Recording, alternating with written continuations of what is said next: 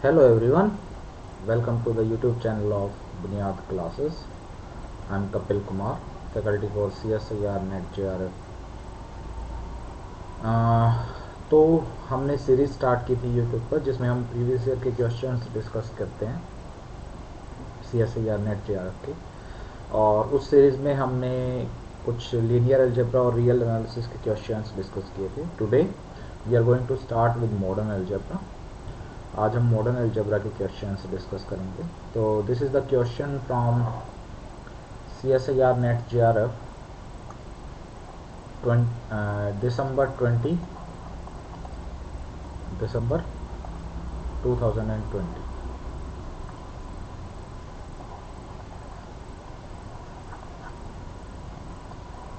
So let us discuss.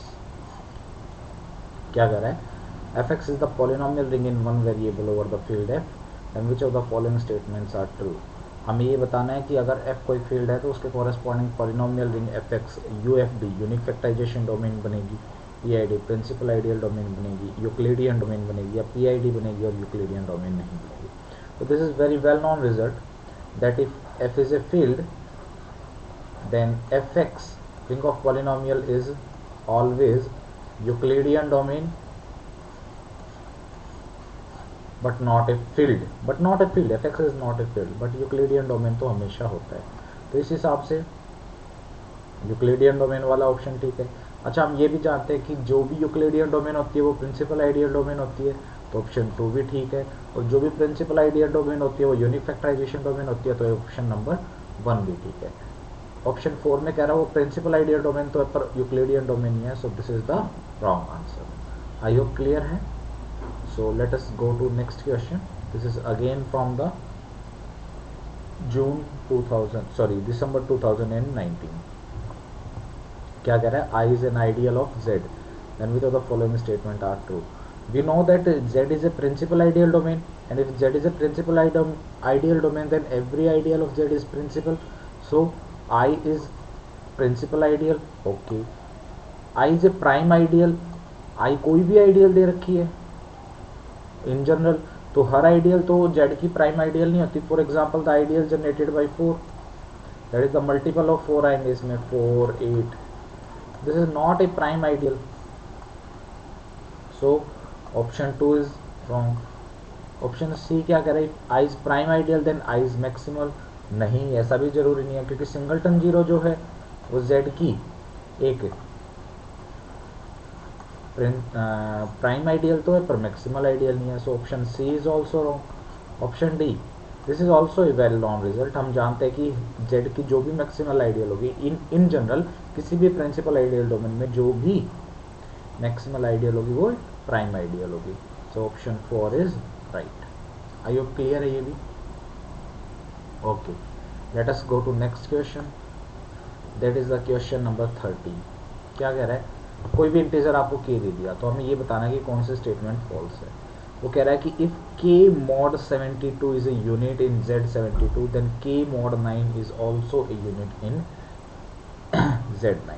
अच्छा, हम जानते हैं कि कोई भी integer k is unit in Zn if and only if k का जो GCD है वो n के साथ कितना होना चाहिए? 1 होना चाहिए. अब पहला ऑप्शन क्या कह रहा है? k है, यूनिट है Z72 में, यानी कि k का जो GCD है 72 के साथ वो कितना है? 1. तो क्या k का GCD 9 के साथ भी 1 होगा? हाँ, ऑब्वियसली, क्योंकि अगर इनका GCD d होता है तो d will divide 9 and d will divide k as well, and if d is dividing 9 then d will divide 72 as well because 9 is dividing 72. तो d एक ऐसा इंटीजर आ जाएगा जो 72 और k दोनों को डिवाइड कर देगा, पर इनका GCD 1 है तो d 1 को डिवाइड करेगा, यानी कि GCD फिर 1 ही आ जाएगा. तो यानी कि अगर k और 72 का GCD ही कितना है? 1, तो k और 9 का GCD भी 1 आएगा, तो यानी कि k फिर यूनिट बन जाएगा Z9 में भी. ठीक बात है. सिमिलरली अगर k यूनिट है Z72 में तो k जो होगा वो Z8 में भी यूनिट सिमिलर वे में बन जाएगा. ऑप्शन सी क्या कह रहा है? अगर k यूनिट है Z8 में तो वो क्या Z72 में भी यूनिट होगा, जरूरी नहीं। फॉर एग्जांपल अगर मैं 9 ले लूँ के को, तो 9 is a unit in Z8, but 9 is not a unit in Z72. So option C is wrong. Similarly, अगर वो कह रहा है कि अगर Z एक यूनिट है Z9 में, तो वो Z72 में भी जरूरी नहीं। फॉर एग्जांपल अगर मैं ले लूँ, अब 4 ले लेता हूँ, तो 4 जो होगा वो Z9 में तो एक यूनिट है, पर 4 जो होगा वो Z72 में एक यूनिट नहीं बनेगा।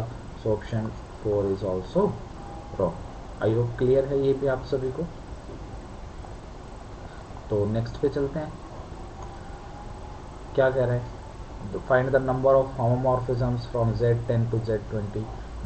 This is also a well known result. We know that कोई भी ग्रुप है Zm से Zn पर नंबर ऑफ होमोमॉर्फिज्म्स कितनी होती हैं? Is equals to GCD of m, so Z10 से Z20 पर कितनी होमोमॉर्फिज्म्स होंगी? GCD of 10, 20, which is equals to 10. So the right answer is fourth option 10. I hope clear है सभी को। So let us go to next question. That is the क्या कह रहा है? S7 एक ग्रुप दे दिया permutations का on the set 1 2 3 4 5 6 7 on a set of 7 symbols. Which of following is true? वो कह रहा है कि S7 के पास कोई एलिमेंट नहीं होगा 6 ऑर्डर का। मैं कहता हूँ होगा। फॉर एग्जाम्पल अगर हम ले 1 ऑर्डर 6 का चाहिए, 1 2 3 4 5, ये एक एलिमेंट ले लिया मैंने Z7 में, यानी कि वो 6 को फिक्स कर रहा है और फिर 7 को फिक्स कर रहा है। ये सिग्मा अगर मैं लूँ बिलोंगिंग टू S7, तो अब ये वेरी क्लियर रिजल्ट है कि किसी भी एलिमेंट सिग्मा का एलसीएम अगर Sn में निकालना है तो उसको उसके डिसजॉइंट साइकिल फॉर्म में लिख लूँ। ये ऑलरेडी इसकी डिसजॉइंट साइकिल फॉर्म है, और फिर साइकिल लेंथ्स का एलसीएम ले लूँ। अब इनका एलसीएम लूँगा तो एलसीएम कितना आ जाएगा? 6 आ जाएगा। तो यानी कि ये एलिमेंट जो है उसका ऑर्डर कितना होगा? इन सबके एलसीएम के इक्वल S7 में, और वो एलसीएम कितना है? 6। तो this is element which has order 6, तो ऑप्शन 1 इज रॉन्ग। ऑर्डर 7 के लिए सिग्मा को मैं ले लेता हूँ, ये साइकिल 1 2 3 4 5 6 7, किसी भी साइकिल का ऑर्डर कितना होता है? जितनी उसकी लेंथ होती है। अब इस साइकिल का की लेंथ कितनी है? 7, तो इसका ऑर्डर भी कितना होगा? 7। तो सिग्मा है S7 में जिसका ऑर्डर कितना है?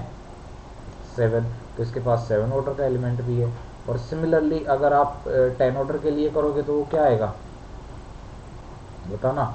ये ले लो 1 2 3 4 5 6 7। अब ये एलिमेंट अगर मैं सिग्मा लूँ तो इसका ऑर्डर इसकी लेंथ कितनी है? 2, इसकी लेंथ कितनी है? 5, तो इन दोनों का एलसीएम कितना आएगा? 10। तो सिग्मा का जो ऑर्डर होगा S7 में वो कितना आएगा? 10। तो 10 ऑर्डर का एलिमेंट भी एग्जिस्ट करता है, तो ये ऑप्शन भी गलत हो गया। So option number 3 is true. ये this proving this is very trivial कि उसके अंदर 8 ऑर्डर का एलिमेंट नहीं होगा S7 में। इवन अगर आप हमारी क्लासेस ज्वाइन करते हैं बुनियादी क्लासेस में, तो वहाँ देखेंगे डिटेल में ग्रुप थ्योरी स्टडी करेंगे जब SN में, कि किस किस ऑर्डर के एलिमेंट एग्जिस्ट करते हैं और किस किस ऑर्डर के एलिमेंट एग्जिस्ट नहीं करते हैं। कंप्लीट टेबल बना देंगे हम। आई होप क्लियर है ये। ओके, तो आज इतना ही। अगर आपको ये वीडियो पसंद आई तो please like share and subscribe our YouTube channel. इसके अलावा अगर आप सभी को हमारी ऑनलाइन क्लासेस के बारे में इंक्वायरी करनी है तो आप नीचे दिए हुए नंबर्स पर इंक्वायरी कर सकते हैं।